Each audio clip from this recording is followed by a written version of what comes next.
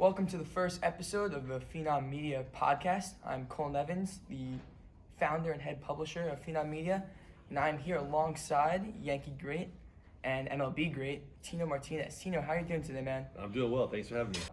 Today, Tino's here as a keynote speaker for today's ACITLI event, and had the great opportunity to talk to him for a good amount of time, just about baseball, his career, and everything else that goes along with that. So, on this podcast and this video, if you're watching, we are going to kind of take a journey throughout your career. Let's start with your high school years. So you grew up in Tampa, Yes. Born and raised there, and you won multiple high school championships down there as a varsity player. So yes, we all know that as your career, you're a winner.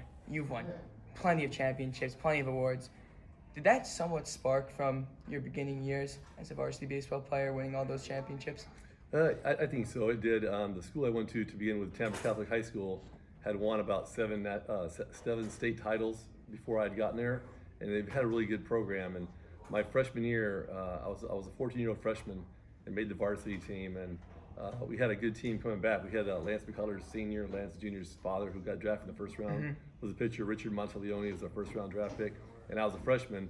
And our coach, Frank Permui, had the confidence to start me in the starting lineup and batting fifth as a 14-year-old freshman. Which is awesome, and I had a great year that year. And just the fact that he had the confidence in me to put me in that position boosted my confidence and really enabled me to just take off my career from there into college and into the pros. But we won the state championship that year, and once you win a state championship in your early high school years, that's all you want to do year after year is try to win and win again. And you really think that translates to your MLB career as well? I do. I think that, I went to the College World Series at the University of Tampa as well, and in '88 won the Olympic gold medal before my professional career. So I knew what it was like to be on winning teams and what it took.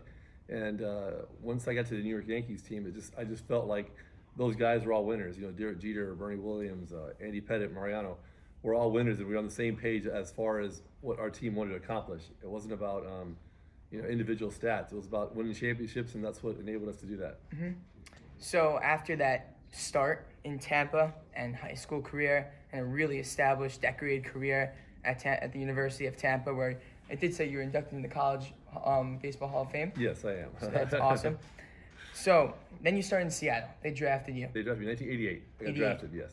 88. And I went to minor leagues from there.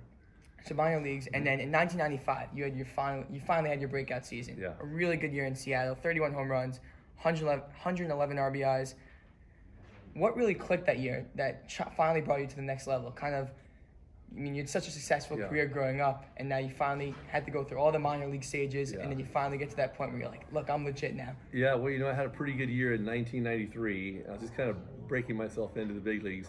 And Lou Piniella had just become our manager, and he had given me a lot of confidence as well and taught me a lot about playing in the big leagues and what it took. 1994 came along, and I started playing a little better. I had about 17 home runs and got hurt the last month of the season, which was disappointing. Mm-hmm. But at that point, I thought, going to 1995, I really felt like I belonged in the big leagues, and it just really, things just clicked for me. When I went to home plate, it didn't matter who I was facing.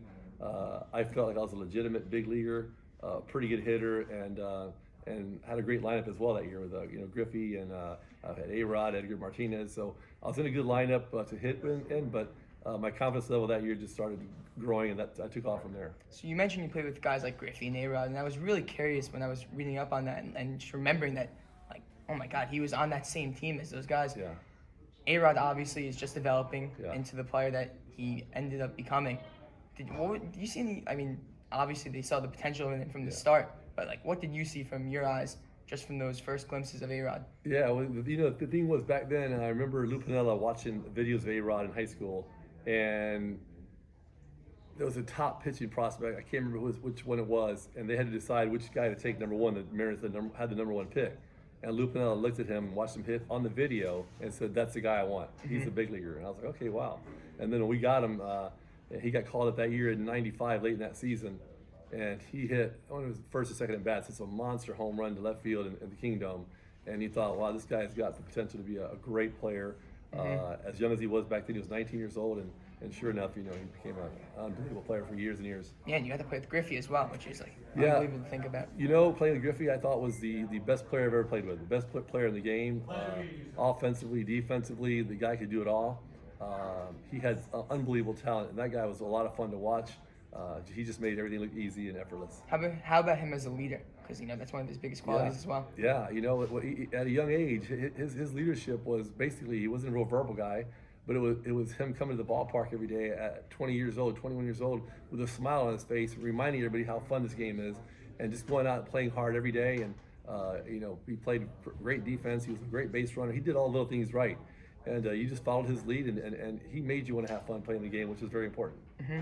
So as I mentioned before, you had that 1995 breakout season, and then went to 96, where you ended up signing a big contract with the Yankees. And not only that, but you succeeded Don Mattingly, a legend at first base for the Yankees. Obviously, going to the Yankees is significant on its own, but replacing Mattingly as well, what did that really mean to you? Well, it was tough, obviously. I really wanted, I was so happy to get traded to the Yankees because I loved hitting in the stadium there, and I knew they had a really good team coming back in 1996. So, Donnie's career was cut short, through injuries and all that. It wasn't like I pushed him out, so I didn't feel like, the fans were on me because they wanted me instead of him. But getting there, it was obviously a tough situation because the fans loved him. He's a Yankee icon, and it was a challenge at first. Obviously, I struggled early on, first couple of months there, trying to impress the fans and just try too hard basically.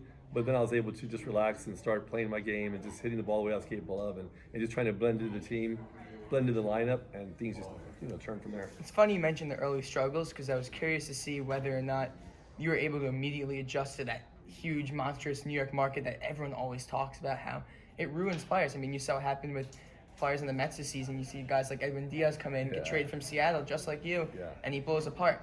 So, I mean, what do you think is the significance of playing in that market? Is it as legit as everyone makes it seem? It really is. You just have to be prepared for it. When I played in Seattle for 5 years, when the games were over, you had 3 reporters at your locker. The Seattle Post Intelligencer, the Tacoma newspaper, and another paper out there. I can't remember the other paper. But 3 guys asking you questions about what happened today and game good or bad. And then you come to New York and the game is over and you got 40 dissecting your every move. What happened in that area you made that lost the game? Why'd you strike out 3 times? You just have to get used to answering all those questions, but also understand that it's part of playing in New York City, and you just start understanding it, play your game, play hard, and just give the media their time, but you just get used to it. Mm-hmm. It also helps having one of the best PR managements in the entire league, if not sports, the Yankees, always helping you guys out. They do. Always seem to be one of the most professional teams in sports, no matter what they do, from management to coaching to PR, all along those lines. So that definitely was probably very helpful in the end. Very helpful now, and I know that in the last 5 or 6, 7, 8 years I've been working for the Yankees, and one of the things we talk to the players about in the minor leagues every year is media relations, and we'll show videos to them about what to do, what not to do, and make sure they understand that when you have a bad day in New York, you talk to the media. When you have a good day, you talk to the media. You have to you have to respect them, they respect you, but don't be intimidated by them. And they teach them that from day one, so that when guys like Gleyber Torres get called up, or Miguel Andujar, those guys, they're so prepared to deal with the ups and downs of playing in New York as soon as they get there. Mm-hmm. So I'm going to fast forward a little bit here. October 31st, 2001, that fateful day where you had the highlight of your career. Game 4, 2 outs, 2-1 series in the 9th inning against the Diamondbacks. You knocked in a 2-run home run to tie up the game. Obviously the most iconic moment of your career. I mean, is it arguable, or? No, that's it. That is. So, I mean, I'm sure you've told this story 1,000 times, but I mean, I'm going to go a little bit more specific with my question. What were you thinking before when you stepped up to the plate? And after you answer that, the momentum that happened after, do you think how real was that? Oh my God, it was real. It was definitely real. It was obviously it was during 9/11 that year, and we just lost the first 2 games in Arizona, and so it was our game 3. This was game 4 back in the Yankee Stadium, and the crowd we had there was they were louder than I've ever heard in my entire career there. And when I stepped to the plate for that at bat there, I'd never faced Kim before. Young Kim was the pitcher. So he pitched the 8th inning, and I watched from inside the locker room on the TV and to see what kind of pitches he had. And he was throwing everybody a first pitch fastball, then sliders. So I thought, well, if I get a chance to hit, I'm looking for a first pitch fastball and just try to put a good swing on it. So those 2 outs, Paul O'Neill walked to get on base, and I was up there just thinking, get a good pitch to hit it hard somewhere, and just keep the line moving. Basically, just hit a single, double, just let the next guy come up and knock in some runs. And got a first pitch fastball right down the middle of the plate. I hit it really well. I didn't know it was a home run or not. It was one of those long line drives to center field, basically. Had no idea it was a home run. And when it went over the wall there, and I hit first base, the crowd noise was like I've never heard before. I mean, the stadium was shaking. Once I got to home plate and back in the dugout was shaking, and the momentum shift from that point on of just about to go down 3-1 to the Diamondbacks to tying the series just about was a whole different game. And the fans, the team, and the Arizona Diamondbacks felt it, so it was definitely a huge advantage to hit that home run, but not only hit it, but hit it in Yankee Stadium. And of course, in that time period, right after 9/11, I mean, you're in the heart of the epicenter of the entire event. You're in New York, and you're playoff baseball playing in late October, November. What was, obviously the significance of it was massive playing after that. But I mean, how real was that? Well, it was tough, because when we had cut the season short there after September 11th and took about 10 days off until we started playing again. We didn't know we were going to continue the season or not. We started in Chicago and played a few games there, and they had a big crowd there. Then we came to Yankee Stadium, and the fans in Yankee Stadium, we sold out every game, and the crowd was loud. And we just felt like, we just got to try to play good baseball for them, give those people everybody of New York, 3 hours of entertainment to get their minds off of what's going on for a little while. And that's the way we approached it. Let's just play hard, let's try to do it for the fans and see what happens. So it was real, it was tough, but fortunately we got through it, and life goes on.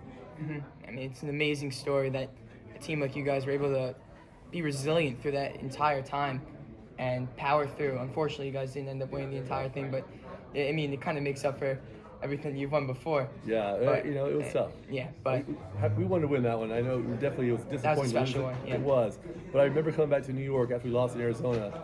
I had to spend a few days in New York to do some extra things there before I went home. And when I'd go to lunch with Derek Jeter or Jorge or dinner at night, the fans treated us as if we won the World Series. They were like so happy and thanking us for a great season. And we're like, no, we didn't win though. We felt bad, but they just appreciated the fact that we gave them something to get their minds off the tragedy for a little bit. Yep. So, in 2004, you ended up returning back home to Tampa Bay, the place where you grew up, the place where you developed. What was the significance of returning back home to the place where you started your career? And we see players do it all the time, returning back home. The importance of doing that. What's your opinion on that? It was difficult because I was late in my career. My career was winding down. It was great to go back home and play for a young team in Tampa Bay for Lou Piniella and for the fans back home before I retired and got out of baseball. And you're a mentor. You're truly a mentor there as well.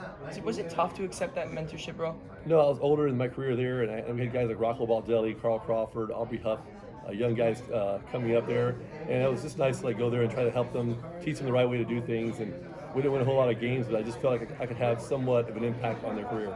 And to cap it off, let's talk about some current baseball news, because you worked as a commentator for the Yankees and in Baseball Tonight, so you definitely know your stuff. Yankees just obviously signed Garrett Cole, 9 years, $324 million massive contract. How important is it across your career? The significance of having an ace on your team. Is it really that important to have a guy like that, especially come playoff time? Because this Yankees team is obviously only looking for the top of baseball and the crown, getting the World Series. Was this the right move? 100%. You get a guy like Garrett Cole. We had Andy Pettitte throughout those years. We had Roger Clemens. We had Duque. We had a lot of aces, and they haven't really had one in the last few years. And a guy like Garrett Cole is the kind of guy that can, when you get in the postseason, you have that guy who's that number one guy legit that's going to give you the 7-8 innings and a lot of wins throughout the year. And those are the kind of guys that can actually change the team from a team that wins the ALCS or a team that wins the World Series, and he's that kind of guy. And we've obviously seen that the Yankees have been slacking at that ace position, that guy who can come in there. They haven't had a guy, again, as you said, haven't had a guy since Pettitte or Clemens who's come in and really closed the game for the Yankees and got everything going. So that's going to cap it off for today. Thank you so much for your time. I appreciate it. And stay tuned for much more.